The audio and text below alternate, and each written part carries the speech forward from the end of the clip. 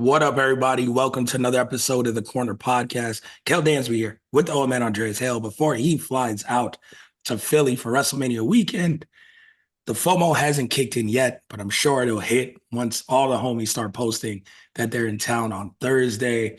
It's all right. I got to sit one out for the new gig, but trust me when I say next year it's on and popping.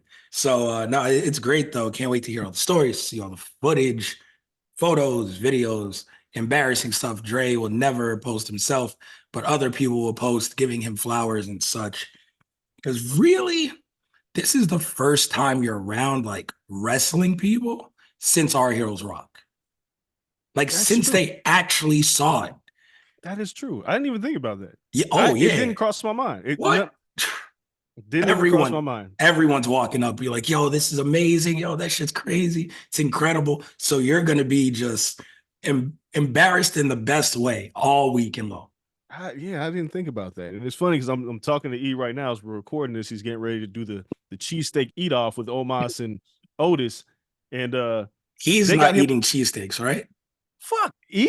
No. Yeah. Like we went like when we was in at the awards, like he wouldn't eat a pizza.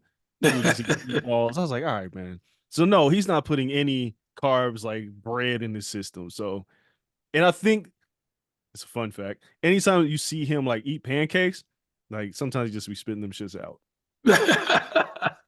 I watched that dude. I've seen him in action, and I was like, "You really be fooling people." Like when he be scarfing shit down, like he'll swallow some of it, but some of that shit he'd be like spitting that shit right out. Think he's slick.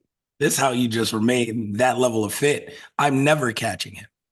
You know, man chest aside, I just can't do it. His discipline's a different level. Yeah. He works out every day. He's up at 3 a.m. my time. No, earlier than that sometimes. And he's texting me, and I'm like, bro, go to sleep. Well, Why you are you? guys are about to be around each other, getting a million congratulations.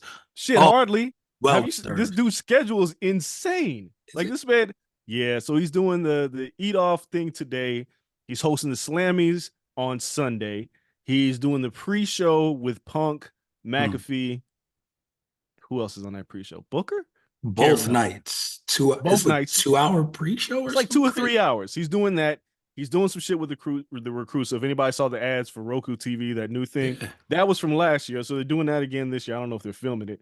So I was like, bro, when I'm gonna see you? He's like, Wally Mania. And I was like, after that, he's like, we'll try to go get lunch. But I was like, dude, ain't no way. Right now, my schedule, I get there Thursday right before Wally Mania. Do Wally Mania, me and Mecca. Mecca's not DJing there this year. It's a lot going on. But we're just gonna go hang out. Then Friday, I think I'm not going to do anything until the evening with Ring of Honor, Supercard of Honor, Okay. uh, and Westside Guns doing some shit with like Conductor, Alchemist, and like a bunch of other people. He hit me, was like, pull up. Like the So that's, fourth rope shit. yeah, Oh, it's which actually a thing. Dope. I have no idea what it is. He was just like, pull up. I was like, all right. I don't know if it's a rap concert. I don't know what the fuck I'm getting myself into. Yeah, I So, think it's a wrestling promotion. Like yes, mixed intertwined, right? I I don't don't know. I don't have a clue, but I guess I'm gonna go to that. But earlier Friday, I might just go to like that suplex store in Philly, go get me a cheesesteak. I might stop by a GCW show, maybe. I wanted to go to Bloodsport, but I ain't gonna make it on time. Rampage Jackson is apparently wrestling at Bloodsport. Weird. Not this one in Japan or something. Yeah, some weird shit. But other than that, then like Saturday, I probably go to NXT because I do want to see Melo and Trick. Yeah. Really bad. I think it's gonna be a great match. Um, and then Busted Open, we're doing some shit Saturday, like after that. And then it's weird because I'm used to the West Coast. Mania don't start till 7 o'clock out there. Jesus. Yeah, so it does. Oh, you're That's not leaving till like 1. yeah, I forgot. So like in my head, I'm like, oh yeah, we go get to Mania about 4 3? o'clock, and I'm nope.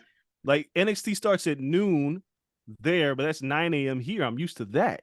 Yeah. So then there's that. The night 2, we got something, and then Mania night 2, and then I'm busting my ass back. People was like, "Yo, you staying for Raw?" No, man, my wife will kill me. I get home. Yeah, this No, is yeah. No, it's 5 days. 5 days is enough time away from the kids. Even though I was just around your kids last weekend, they're both angels.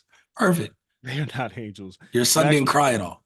It was his one birthday. He enjoyed every second of it. and he had a lollipop that led to entirely too much drool. Yeah, he doesn't know how to eat lollipops yet. He just sticks them in his mouth and just lets the juices flow. And I'm like, this guy doesn't know shit. No, man, it's great, but we have so much wrestling to talk then before you get the hell out of here that of course we're gonna give our predictions for Mania and all that stuff. We now know night one, night two, the cards are filled out. First time we know exactly what's happening. But all the headlines this week, the past couple days, stolen by CM Punk going on the MMA Hour with Ariel Helwani, who also had Becky Lynch last week, who had Rhea Ripley this week. They worked an angle on set. That was cool. Ariel's like completely bought in to this at this point, and those are all great. But the CM Punk interview, I've watched it now front to back. It reminds me of why they, I don't know if he doesn't want to or they don't let him speak very often. You don't get many of these from Punk. And I get like, there was a lawsuit over a podcast, all this shit. Maybe he's a little distrusting. It might have soured him to it. But him doing this long form type of interview was cool to see because it was, and he tries to protect kayfabe at times and all this stuff. But you really get that version of CM Punk that is, and it was a short period of time, but kind of lost on WWE television. It's like he came back and he was, and everyone said it, but he was like corporate Punk. I love everybody. I'm trying to just be nice. I wanted, and the promos were just getting some teeth behind them. And I liked this last promo with Drew and Seth. I thought that was cool. But this was Punk where it's just like, yeah, fuck it. I'm gonna just come here and talk about whatever. And I thought Ariel asked good questions. He doubled down. He asked some, questions people really wanted to know. And Ariel's face during some of it was hilarious because he's like a 5-year-old kid. When he asked some stuff, he's like, yeah, I'm gonna get the answer. And then Punk kind of swerves it. But I thought it was well done. And to hear him talk about even a little bit about Brawl Out and then the way that he did leave, which I guess has no NDA, was interesting to see his perspective on it. And I'm sure there's a million different sides to that story. Yeah, so I've seen a lot of people say different things about this interview. And it's funny because what I see in Punk, this is gonna sound bad because it's not like necessarily real. I see a lot of me when it comes to the rogue Dre that just didn't give a fuck about like corporate America and none of that shit, to then understanding, all right, this is how some things actually work. Yeah. And so perfect example. When he talks about structure and you need to handle this because you don't want me handling this, that's some shit I would say, right?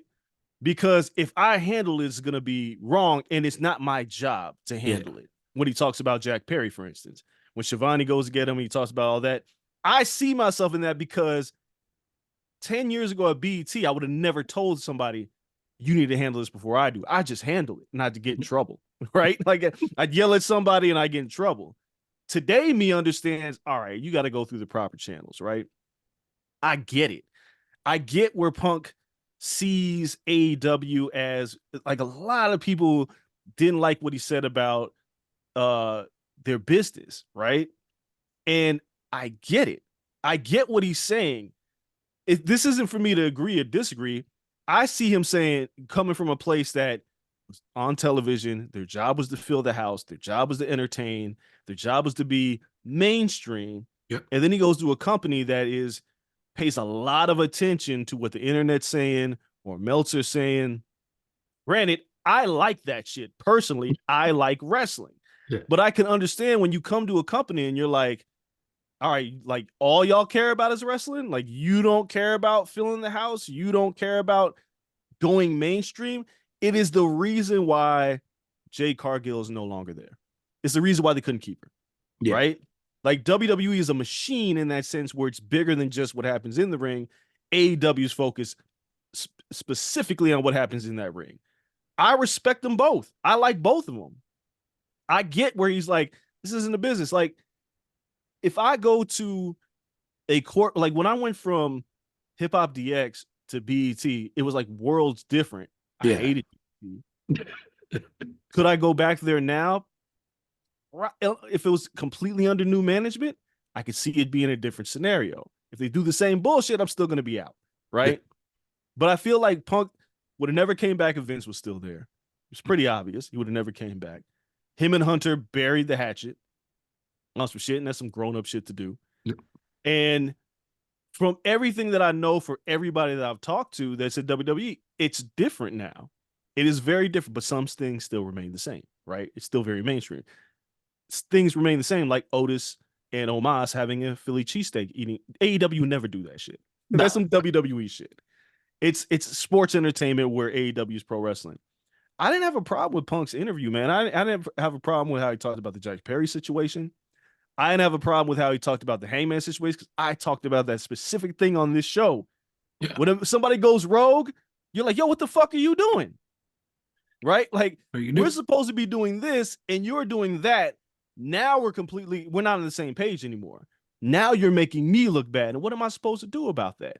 One other thing that caught my ear was when he talked about, holy shit, what was it? Oh my God, I can't remember because he talked about so many goddamn different things. Yeah, he was, again, my biggest thing, and I think you touched on like most of it, of what he said and what he mentioned and how he spoke about it. And those are some of the quote unquote gripes, which I don't know why it bothers fans, anything that he spoke on. Because if it's a business or not, like what does that matter to fans?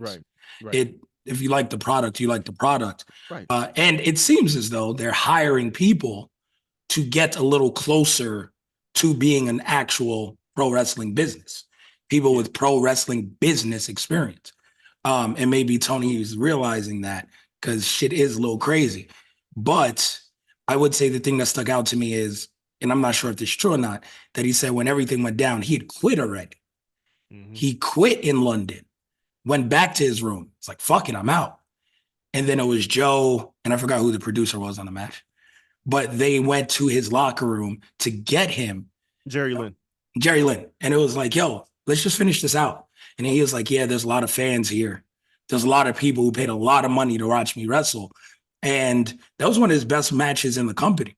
Yeah, because he didn't care. Yeah, it might have been the best match that night, if I recall correctly. Like, and they went and Joe threw him through the bottom of the shit. Like, they tore it down that night. And he was like, I'm out. Yep. And it's funny, but there are the things that we do talk about on this show with AEW, because between the ropes, we know they're going to deliver. The talent is there. Tony really doesn't change shit enough for them to not be as good as they're going to be. WWE style always changes things. And sometimes people could be really good within that, or sometimes you lose the magic of what the hell you are. Right. So AEW doesn't do that. Like if you were good outside AEW, you're going to be good inside of it. But he did lend credence to some of the stuff we talk about, where it's just like the merch for so long was like mom and pops. Yep. Like a lot of stuff they do is mom and pops ish, where he tells Tony like, yo, just let me go. Like there's a fight. Like they don't want me to be here. They're your EVPs. Let me go. He's like, no, we'll just give you a different show. Like, and split the roster. It's like, bro, for what? Like, because you like having me around? Where does this make sense? And these guys don't like me. Like they these don't guys like me. Clearly don't like me. What are we doing? And they're not normal locker room guys. You can say whatever you want.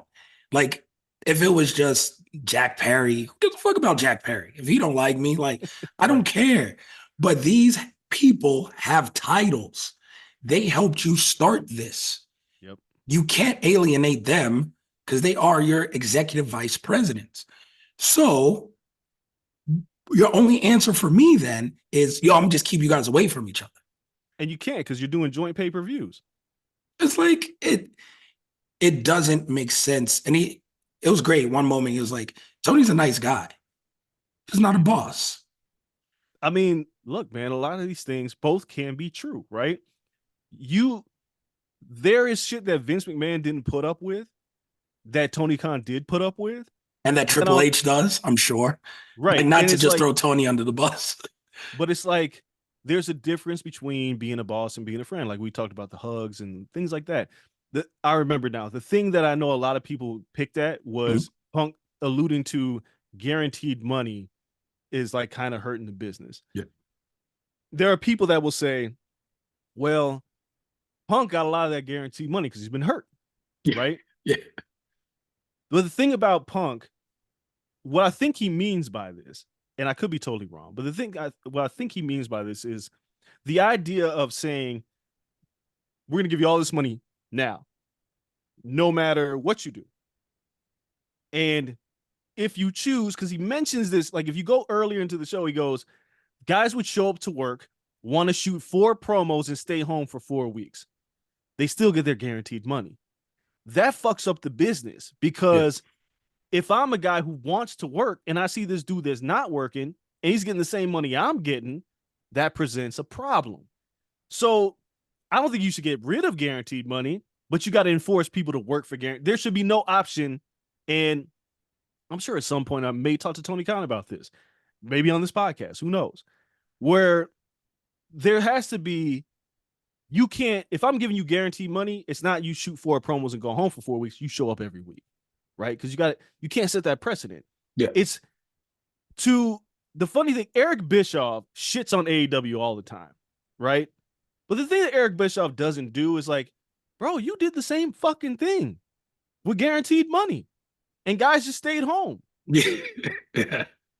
Or they had too much creative control. Unfortunately, your wrestling wasn't as good as what Tony's bringing to the table in terms of the in-ring action. No. You had a bunch of old dudes like with names that had power struggles, and you brought in Vince Russo and all this shit. Tony actually enjoys wrestling. It is his sandbox. It is not a business that's making a ton of money. It's not broke. No. I'm sure Warner's happy, but they're not hell-bent on expanding because Tony Khan's got like endless pockets of money. Yeah. Which is the reason why I can give Okada the money that he gave him, Mercedes the money that he gave her. But if you start giving guys money and they stop showing up to work, then what do you have? Eventually you're going to have a mutiny, or eventually it's going to hurt your product. So I get what he's saying when he says guaranteed money has hurt the business, because nobody's job is to fill up the house by making sure storylines are good enough. Yeah. To, from week to week, you got to watch Dynamite. Or if I'm in your city, you got to come to Rampage. Rampage, I don't even know what the fuck that is anymore. Or you got to come to Collision. But all that to say, like Punk keeps going back to this point, I'm happy for them. I want them to work. It just wasn't for him. Yeah. And he mentions he has tons of friends there still. Yeah, he's like, happy they're getting a check. Yeah. So it's not, I don't think he's shitting on the company. Like, Punk can be very curt and he can be a straight shooter. But I don't think he's necessarily, it's just the business, that business wasn't for him. He came back for something that he thought, as he says, was an alternative. Yeah. And then he was like, oh, you guys run your business different. I miss structure, right? Yeah. He said it. It's something else we said on this. Some people need promos written for them. Some people don't. Yeah. He mentions that. Like, AEW for him doesn't have that structure. Does that mean that work doesn't work for anybody else? No. There are plenty of people at AEW are happy. But there are plenty of people that are unhappy. On the other side of the coin, there are plenty of people that are happy at WWE. But it's not like everybody's happy there. They're just two different ran businesses. Yeah. He's giving this point of view. And I didn't mind this interview. I didn't think he was a hypocrite. I think that he's grown up. I think he went to a company. Most importantly, he went to a company that he doesn't have to make money wrestling anymore. Yeah. He did it because he wanted to come back to wrestling. And when he came back to wrestling, while people are getting guaranteed contracts, Punk said, you can cut me. I'll go home. I'll give you the money back. It ain't that big of a deal. I didn't come for the money, where other talent is coming for money and comfort. And other talents very much show and prove. Like, Swerve is a very show and prove guy. Definitely. Right? Whereas I am sure, I don't want to, I'm going to use Miro as an example. It doesn't feel like Miro comes to work ever. Right? No. They say he's hurt, or they say he's got this, or they say he's got that. I'm sure he's getting paid. He's been going through stuff, but yes. I'm sure he has. But I'm sure he's getting paid a lot of money to not be on TV. Right? We see Powerhouse Hobbs way more than we see Miro. And I'll go out on a limb and say, I'm pretty sure Miro probably makes 4 times as much as Powerhouse Hobbs. At least. Like, Powerhouse Hobbs just started his career. Miro was in WrestleMania. Like, when they got him, he was a really big deal. Yep. And to be fair, they put him on TV tomorrow. He'll probably be a really big deal again. That what he's done in WWE holds weight over, unfortunately, or fortunately, however you put it, like 75% of that roster currently. Yep. And when those things happen, it's such a weird dynamic. And we'll get to, WrestleMania, which we're supposed to talk about here in a second, but it's a weird dynamic. AEW toys with this line of using the credibility people got in WWE and then wanting to act as though everyone's on the even playing field. And that's kind of like a Tony Khan, we're all friends here. We're all in this together. Yep. And it's not. Like Powerhouse Hobbs, unfortunately, your ass got to be here every week. And you're a nice guy. Right. But if you take this Miro vacation, you're gone, fam. Like the crowd's not going to remember. Can't. Like you can't. You don't have those years put in. So if I tell your ass to be here every Saturday and I need you on a Wednesday and for some reason we maybe have a house show or something and your ass got to perform, you got to do that. Yep. We are not all equal. You cannot look at him and be like, why? That kind of, when he was telling the Jack Perry story, that's what it reminded me. Like, Jack Perry thought he was on equal footing as CM Punk in the locker room? And that's crazy. What? Yep. This makes no sense. Like, how is this the dynamic here? Everyone isn't equal. You guys are not Okada. So as he comes in, if he gets a title shot tomorrow, I'm sorry. And there's great people. Again, Ricky Starks, you've been working your ass off. Swerve, you've been working your ass off. All these people. But if Okada gets a title shot tomorrow, you got to wait 3 months. You got to, and that's okay because you're not Okada, but you're working to put in those years to get there. Osprey, like there's just a hierarchy in pro wrestling, and you are not. And Osprey's a little younger, so maybe that's a little tough. But sorry, women, you are not Mercedes. Whatever belt we deem she should chase first or get her hands on is justified. No one here is her. No. And that's it. We're not equal. And everyone is not equal. And that's okay. And it's again, I think it's one man's point of view on the two companies that he worked for. And if you really like AEW, like I do, you can accept the criticism of what Punk is bringing to the table. Yeah. Because these aren't things that we've never heard before. He just says them all the time. So it's even when he was at WWE, he would, when he said things, anybody who's close to the industry, you've heard all these things before. He just says it and you're like, all right, well, we actually got a voice that is loud, that is actually saying these things. Yeah. I just, when people go, he's a hypocrite or he's corporate Punk, well, it's like, yeah, when you work for a big company, of course you're corporate. Like, it doesn't mean you've turned your back on workers. It just, you're working for a company now. Like, I can't go someplace and take the company over. Yeah. 15 years ago, maybe I thought I could. Right? Yeah. But then you get older and you're like, oh, yeah, the system is the system. There's other ways to work around the system to make sure the homies get paid, to make sure we put on a good product. And then, some things work, some things don't. I just watching that interview and watching people react to it, watching people go, oh, see, AEW's a piece of shit. It's like, no, that's not the answer. Or people saying, oh, Punk is awful because shouldn't. No, these two companies are just very different. They're very different, and you can enjoy what you want. Like, just take it with a grain of salt. It's his point of view. And no disrespect to anyone out there who may be the complainers. I don't know any of them by name, but the complainers in the community, it reminds me, and it's okay, but how many people have little to no corporate experience. Exactly. I mean, 5 years ago, that was me. Like, I had never worked for a major corporation. Now that I'm on my second or third major corporation, it's just like, oh, now I can compare corporations because there's even levels to this. But I understand what a corporate mindset, what it takes to navigate within it, to maintain your creativity, to climb the ladder, to not backstab as you climb. Like there's a lot of different pieces. And some people just work at either mom and pop shops their whole life or just at a smaller level where you're never really abreast of corporate handlings and how you Yeah. have to react to those. So last thing we can talk about WrestleMania. So a lot of people saw the column I wrote on people sharing their platforms, right? Yep. Candace Owens and who else was it? Tucker Carlson, whoever the fuck. Yes. And one thing I said in that column, it's true. It's you fight the power until you get to the power and you realize, oh, it ain't so bad up here, right? and for a lot of people, they forget who they were before they got to that spot, right? Because you're rubbing shoulders with people who now, from the outside, you're like, that's a piece of shit. He's a horrible human being. And then you have to meet him. And you're like, oh, these guys aren't so bad. Now, it doesn't mean you become friends with everybody.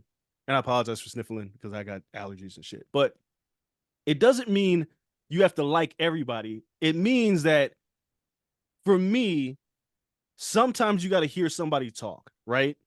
It doesn't mean you like them. It's just like, all right, I'm just going to respect what you having a voice. I'm still not giving Candace Owens my platform. This is not the point I'm trying to make. No, fuck her. Please God, no. She's on a crusade to destroy black people. I would never do it.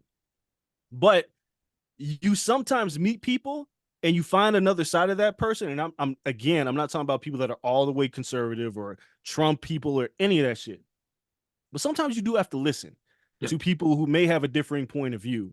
And you don't go, man, fuck you, because that doesn't get anything done. Sometimes you meet people when you move up that ladder who have never met somebody like you. And your job now is to have a conversation to show that person that we aren't what you think we are. Yeah. Right? I've had plenty of conversations moving up the corporate ladder of this world where I meet people and they go, oh, I didn't think you were like that.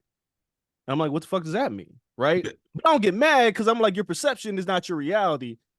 The idea is like you go, because a lot of people, they meet me, I was like, I thought you were just like angry black man. I was like, no, I'm not. But you say some dumb shit to me, I'll cut you. But if you want to have a conversation why, especially on representation, why in racial issues or things like that, we can have a conversation. I won't get mad at you for having this point of view unless you say something really stupid, right? If you say, well, I thought, and I'll correct you. No, that's not the way it is. That's not who we are. That's not why we do this. I don't understand Black Lives Matter. Let me help you. Let's have a conversation. I don't understand why y'all talk about police brutality. I don't understand why representation matters so much to you people. Let's have this conversation. So I feel like when you go up the ladder, you realize, all right, I got to acquiesce a little bit to the corporate structure, but I can still use this to the best of my ability to teach people to make a change at the top.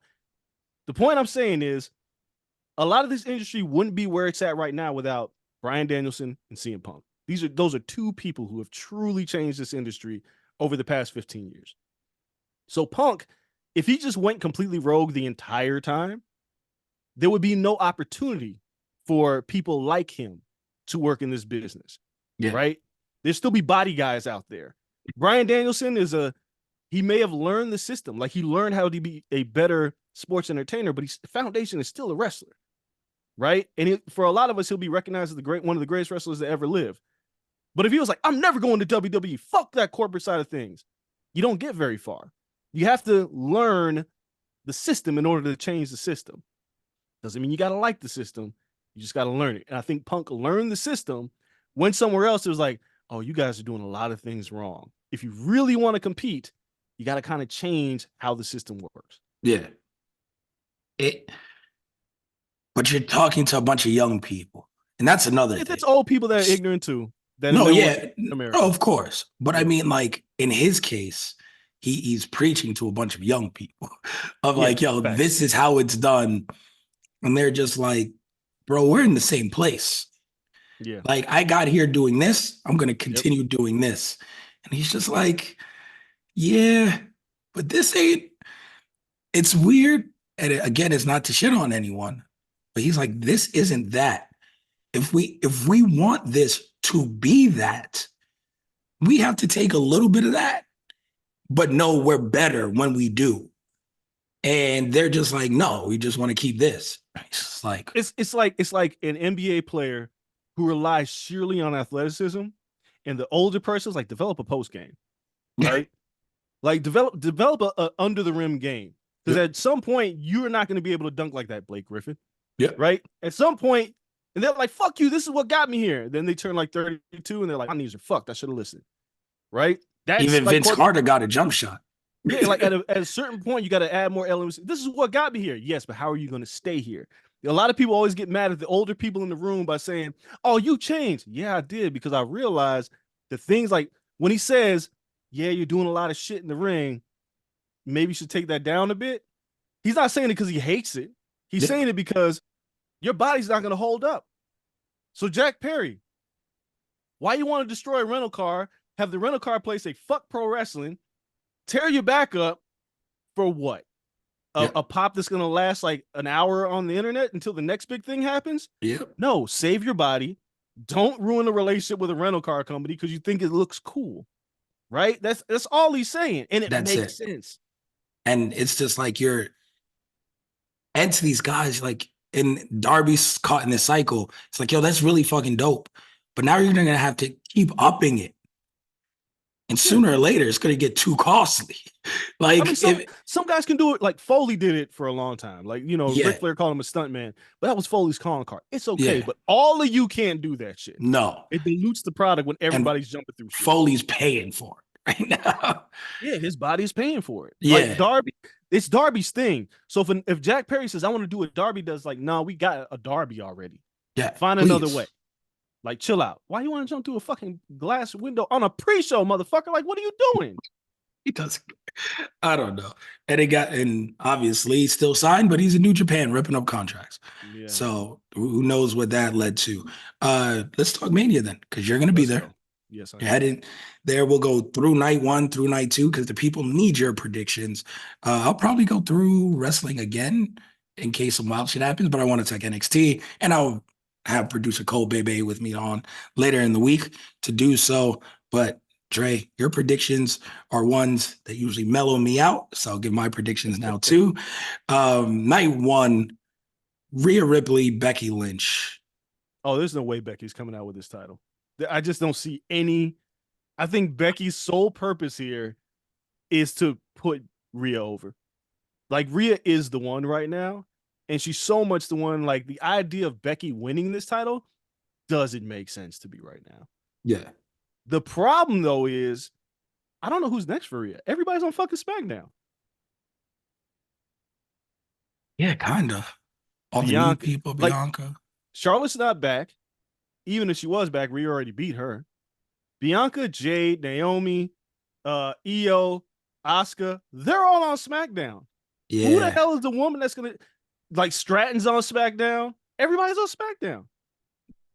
Yeah, they didn't think that one through. Bailey's on SmackDown. Like, who is left for Rhea? They'll probably do a returning Alexa Bliss. She's gonna nerf Alexa Bliss. They gotta find somebody. Like Raquel Rodriguez, she's just never gonna be the one, right? Like she's 1, 2, 3, not it. Like Bring she's in not. Flexi back. Yeah, no. So all that to say, I think Rhea's retaining. I just don't know what this company's doing to find another challenger for her.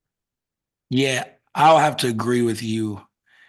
I think this is where we get the full babyface turn. I Seeds are think being we, planted. yeah, I Yeah. think we get the win, the her and Becky handshake hug, the Damian Priest. What the hell is that about? And Right. then Dom is kind of going his own way. Like everyone seems to. This is probably, and this is like a sub angle, the destruction of that of the Judgment Day. Oh And this yeah. is where we see it. Mania is where all the bricks fall. Tag team titles gone. Senor Money in the Bank. If he, for any reason, messes up his cash in, he's gonna lose his shit. Rhea is gonna go babyface. Dom has found the LWO kind of crew and life outside of the faction. Um, yeah, it's the dismantling of that crew. So I think Rhea's gonna win, but she's gonna turn full baby face. They'll cheer, they'll do Yeah. the hand holding things, and should be explained on Monday. Yep. But it's a different direction after that. Then we have Gunther versus Sami Zayn. Look, man, I love Sammy, but Not tonight. Gunther's going to win. Like, Yeah. I thought Sammy was going to win, but all this stuff with Chad Gable and everything being built into it, and Sammy doesn't want to disappoint his family and all this, it just leads me to say, like, no, bro, you got to disappoint him again. Like, it's too much of a story, and you haven't done enough to overcome it. I understand last year and Roman Reigns and everything, but like, and you started losing this year, and you're getting some teeth, but at this point, Gable kind of has to cost him the match. See, I think Gunther's just going to beat him straight up. And the beef with Gable is going to maybe start on Raw or whatever, where Gable's like, I told you. Yeah. Right? Like, I told you couldn't beat him. Yeah. You can't, nobody can beat this fucking guy. So, and maybe Gable gets his shot. They just announced Clash of the Castle. Like, I don't know where this all works into it, but yeah, I don't see Gunther dropping this title. I think it's going to be a really good match, though. Like, so, I think it's going to be a better than people even expect, because I think Sammy's going to give us a lot of hope spots. He's fucking tremendous. Probably one of the most underrated workers on that damn roster.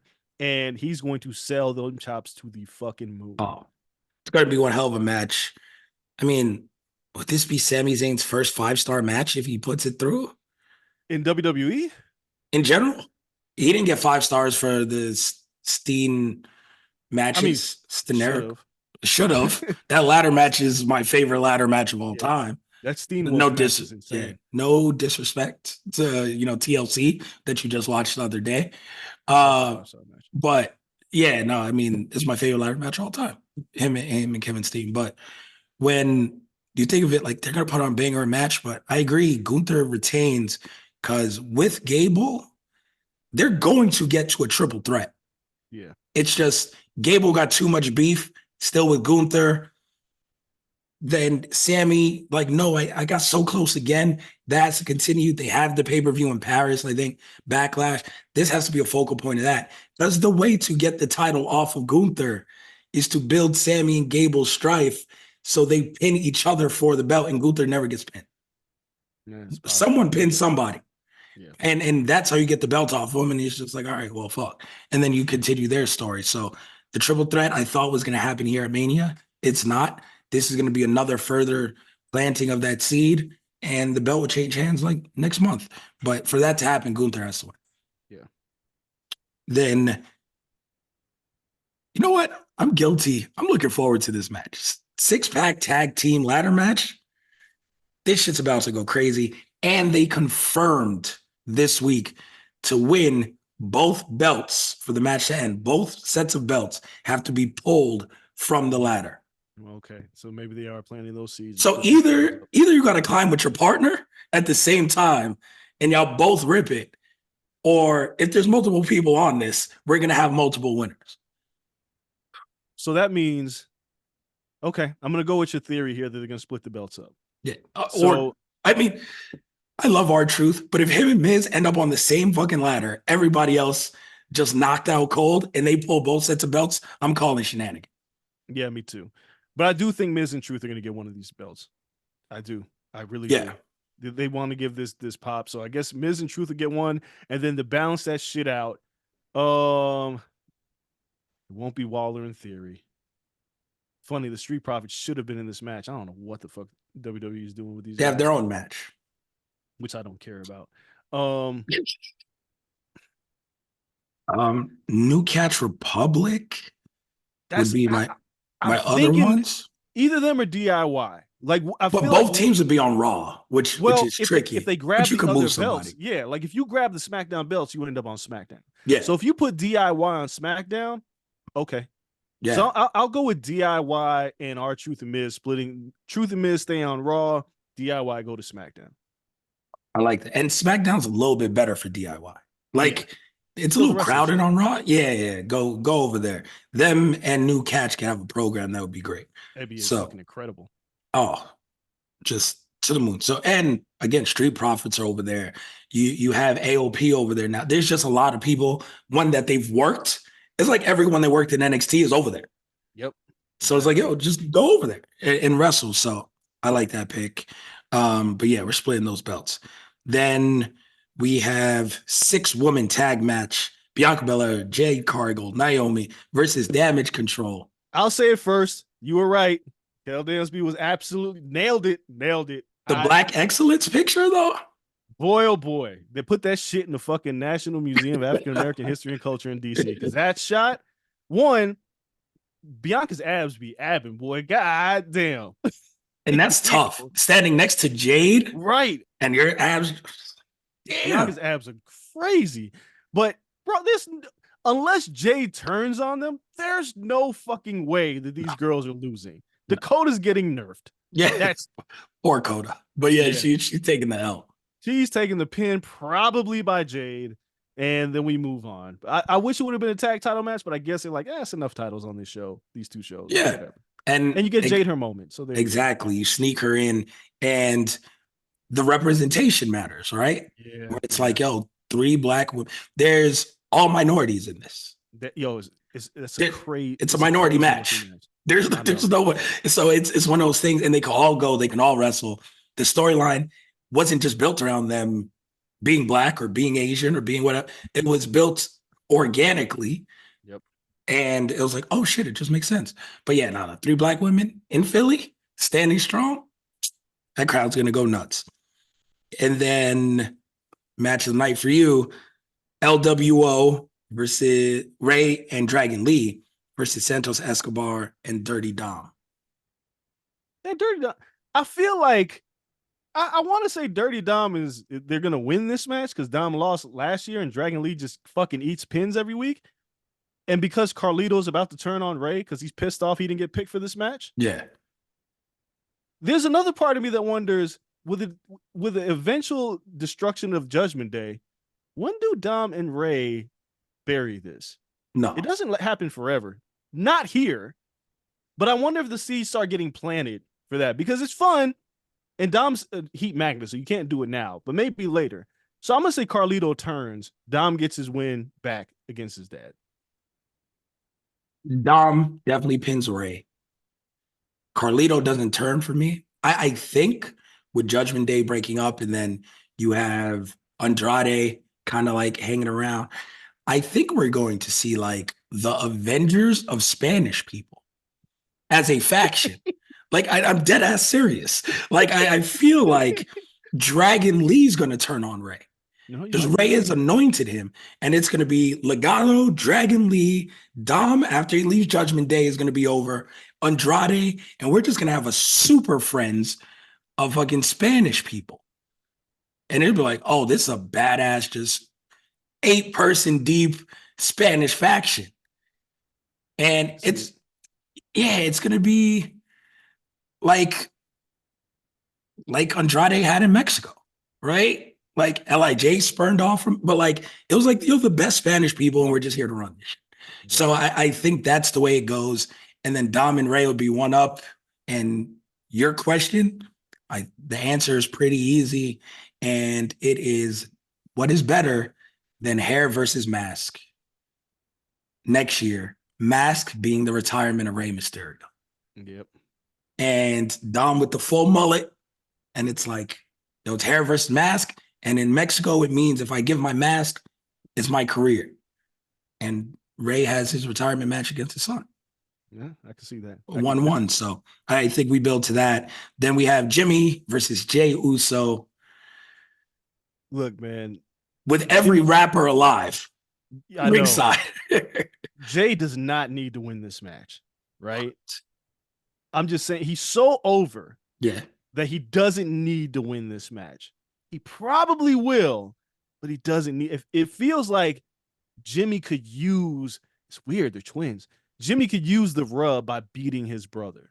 Because I feel like this can't be the end of their feud. Okay. If Jey wins, this thing is over. If Jimmy wins, I think it continues. So I'm going to go with Jimmy by solo shenanigans. Yeah. Solo got to do something. Like a lot of something. He's not in anything. And then main event Bloodline, Rock, Roman versus Cody and Seth. I'll go first. Cody's been taking ass whooping every single night for the past 2 weeks. They fucking him up. He's pinning Rock. Like, because Rock has just been beating his ass on camera, off camera, social media, calling out his moms. He got to pin the Rock. Feels like I don't care what else happened. I think Rock already won because this is the fucking coldest interest in pro wrestling right now. When that shit hits the final boss on the screen, he's just fuck it. I'm in the arena for that shit. Oh my God. That Those at entrances are gonna be Mania, like an hour long. at Mania, insane. Them shits are gonna be as long as an episode like Breaking Bad. It's Between going to be these entrances. 1:30 a.m. and you're going to It's still be gonna be old long. manning it. you're going to be tired as hell watching that. I'm gonna say the Bloodline wins. I'm gonna say Rock pins Seth. Okay. But I feel like there'll be just some dissension. Like this, I have no idea what's about to happen in this match. So I'm just really just galaxy brained in this shit. Because I feel like if Rock and Roman are going to have some interaction, the bloodline rules would be the reason why The Rock gets involved on night 2. I don't think there's any way we have night 2 without seeing The Rock. And I also think I don't see a way that this ends with The Rock not being a babyface in some way, shape, or fashion. Yeah. He's been cooking. Fans don't give a fuck. They're like, we kind of like booing you, but you're really good at what you do. So I'm going to say Seth loses, and it sets him up to drop this title on night 2. If Seth loses, it's only because Drew McIntyre comes out and wrecks him. That's he's not even ready for it match the next day. And Drew's like, see, shouldn't have underestimated me. Beat your ass tonight, take out your knee or something. Let's see how we do tomorrow. So that's a very big possibility now that I think about it. But yeah, no, I like Cody pinning Rock. And I'm standing true with Roman has to turn on Rock. I don't foresee Rock turning on Roman. You might. That's a little weird. Yeah, I can see Roman turning on Rock, and this is what builds to the real friction here. Because if Rock loses, then Roman's like, what the fuck? Like, yeah, we had everything set up for tomorrow. Bloodline rules, and you get pinned and lose. Like, you're fucking me up for tomorrow. Yeah. And Cody just standing there and be like, me, you 1v1. And then like Roman's just like, fuck, to like end the night. And then night 2, Seth freaking Rollins versus Drew McIntyre, which I assume opens it. Someone's beating Seth's ass the night before. He is not 100% entering this match, and he is going to lose to Drew McIntyre, and he deserves to. Great feud. Seth's been a great champion. Belt feels good. Drew's on fire. You got to let him have it. Also, I feel like the whole point of Seth winning this belt was to establish it, right? Now there's a meaningful person getting that title off him. Supposed to be Punk, maybe. Now it's going to be Drew. Drew's just been too good. At this point, he's just too good. So yeah, Drew's beating. Seth could win. I just don't necessarily see it. I don't think so. Cash in or no cash in? Failed or no? They're on 2 separate nights. Yeah. So Priest is doing nothing night 2. Fuck it. He cashes in and Priest fails. Okay. Yeah. I like that. Shot. Fuck it. And then that's Drew's first feud naturally then. If that happens and fail cash in, then try again. Then we have Io Sky versus Bayley, night 2. I know people want Bayley to win this title. I don't. Io. I'm picking Io. I don't want Bayley to win. I want Io to win this title because her friends are getting nerfed the night before. Yeah, but not losing their belts. Not losing their belts, but I want Io to be strong in this and win because I feel like we haven't scratched the surface of Io as champion yet. So we picked so many retains that I'm at this point now. I'm a little antsy. Fuck it, Bayley's gonna win. Bayley's gonna win. Her versus Damage Control are gonna continue, and they have to chase the belt. But yeah, I think Bayley wins this. Hopefully, she has the wacky inflatables. I want to see old school Bayley. That'll pop me. I'm really here for the entrance, and hopefully they have a really good match. And then LA Knight versus AJ Styles, which right now is just listed as a singles match. This has too much heat, like it's kayfabe wise, to be a normal match. No, they gotta have some kind of street fight, right? Like something, a Philly brawl or some shit. Well, he's wearing Tim's. He just showed up at his house. It gotta be some shenanigans. I'll pick LA Knight, but Diesel version of AJ Styles, I wouldn't be surprised if he won. AJ Styles is Diesel right now. He's fucking huge. Yeah. So, but I'm gonna go with LA Knight. He's got the momentum right now. Me too. AJ knows he doesn't need it. AJ's just happy to be on Mania. Yep. And then LA Knight's like, all right, fuck it. He'll get the rub. And then Logan Paul, Randy Orton, Kevin Owens. It feels like Logan's got to escape with his title, right? Bro, I don't even know. I think so. I think so. Randy That's a doesn't lot need of this. retaining. I know, I know. Like the only title changes are the tag titles right now, Yeah. and you have picked Bailey to get the title off of EO. Yeah. I feel like Randy does not need this title, right? No. Is this the only title he hasn't had, though? That's the thing. I don't think he's had the US title. So, but he doesn't need it. No. But the But they way love this that shit to be a the, Grand Slam champ. the way they've set this up is like the odds are stacked against Logan Paul because Randy and Kevin have been friendly, which makes me think that Logan's going to retain the title because they're going to get unfriendly in this match and cost each other the opportunity to win, and Logan will escape. So I'll pick Logan to escape with the titles. They better get unfriendly on Friday. I'm tired of this friendly bullshit. Yeah, I know. Friday better. There's a whole nother SmackDown. Like it better happen on Friday. I don't know who's gonna win that. Give me Kevin Owens just for shits and giggles. It's not gonna be him, but give me it. And then oh no, this is why the other one's not a street fight, because we have a 6-man Philadelphia street fight. I'm not calling them the Pride. Bobby Lashley, Street Profits versus the Final Testament. I'll use their correct name. Karrion Kross and AOP. I don't care. Like I Karrion Kross needs to win. If it's going to happen, Street Profits and Bobby, even if this shit implodes and you break them up, they're fine. They'll be okay. You can repackage. This needs to work for Karrion Kross, and he has to show out. He does. He needs he's give him all the money for the entrance. He has to look like a star. It's his first WrestleMania. He has to look like a star. I agree. And if anybody's paid attention, he's leaning out. Like his body's changing, and it's like he looks like he's ready to do what he was supposed to do. He got ruined with the gimp thing. So the hair gotta go. Karrion probably chokes out Dawkins. Yep. The hair has to go. And fuck choking out Dawkins, you got to put him over correctly in this match. He has to choke out Bobby. Fuck it. Which someone really doesn't do. You got to choke out Bobby. I'm fine. On some final boss shit. Like, yo, we need you to look super strong. Just find a barber. It's Philly. Find a barber, cut the damn hair before Sunday, and we're all right. And then main event, Roman Reigns versus Cody Rhodes. Roman Reigns versus Cody Rhodes. Entrances about 20 minutes long. I'm okay with anything. Cody wins. I'm okay with any way that happens, almost except for the most likely outcome, which I can't stand right now, which is John Cena, Stone Cold Steve Austin. I don't want none of that. Probably Hulk fucking Hogan coming out and chasing away the Bloodline if it's a Bloodline rules match. And then The Rock being there, and it's just them three versus The Rock, and The Rock standing with them as the Mount Rushmore of WWE. And they all stand shoulder to shoulder and watch Cody win. It's kind of like that cheesy fucking passing the torch. But if you have all four of those guys, even as much as dislike Hogan, they still put him on the fucking Mount Rushmore. Disrespect Shawn. But those four guys, in terms of earning, are probably the biggest four names in the history of the company. And so for them to watch Cody win shoulder to shoulder, I get the fucking optics of it. It's like, whatever. And it's for casual and kids. They don't book for me. I don't want that at all. No. Anything but that, but I feel like that's the shit that would happen.